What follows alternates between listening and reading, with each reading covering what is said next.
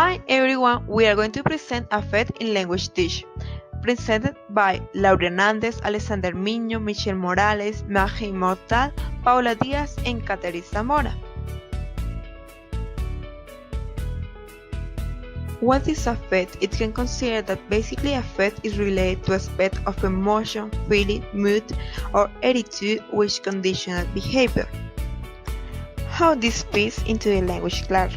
It is useful to reflect on Steve's often cited comment.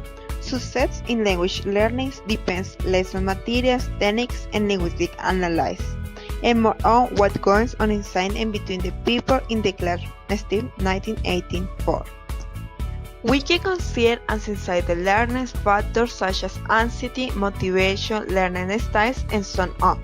But with language learning, this is especially crucial since our self-image is more vulnerable when we don't have mastery of our vehicle for expression language. In 1970, Suggestopia emerged as community language learning, emphasizing it. Language learning should take place in a low anxiety atmosphere. The learner should be considered holistically, cognitive, emotional, and physical aspects. Language learning should involve personally meaningful experience. How teachers can give more attention to a FED in the class. According with this author, they can bring in material more open to diversity and more closely connected to the experience of their learners. There is an investigation of this issue called Emotional Learning Enhancer of Foreign Language Learning Motivation. The objective of this investigation is to present how emotions impact the motivation of university language learning in Mexico. Research question was, what effect do emotional experiences have on foreign language learning's motivation?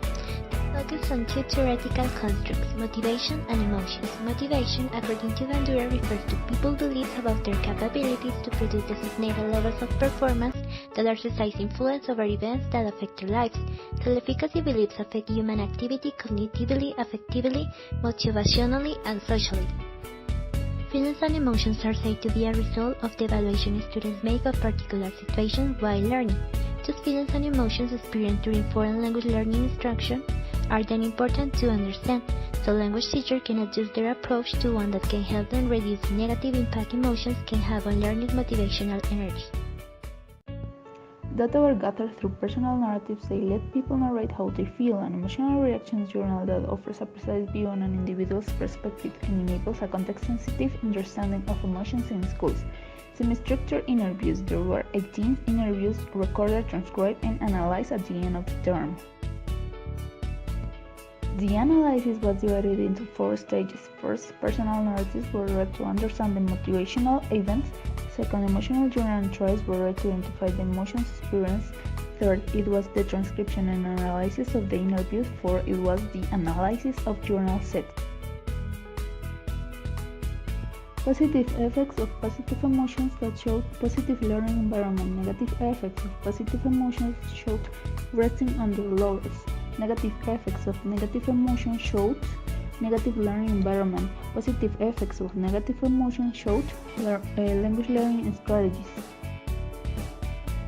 On the other hand, another research was conducted to see the impact of emotions on students, but to show the results, we must take into account the following aspects.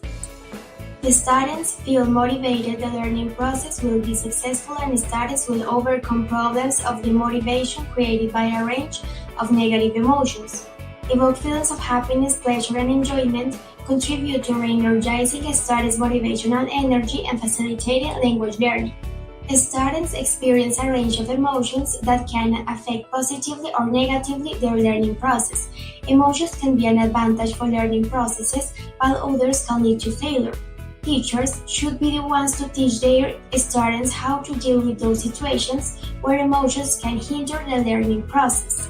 Supporting students' emotions in language learning classrooms can help students to cope with feelings inherent to language learning experiences and to the development of a positive attitude towards themselves as language learners.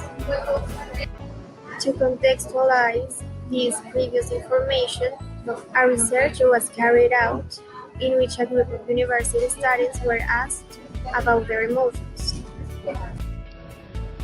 Results: students reported a vast number of emotions during the term, both negative and positive. However, negative emotions predominated during the term. Negative emotions phase 1. Students reported feeling more negative than positive emotions during the first 4-week period. Phase 2. Exams were the origin of them. Phase 3. The proximity of the end of the term and the final exams were the cause. Some of them felt bored because of certain activities and felt disappointed and upset.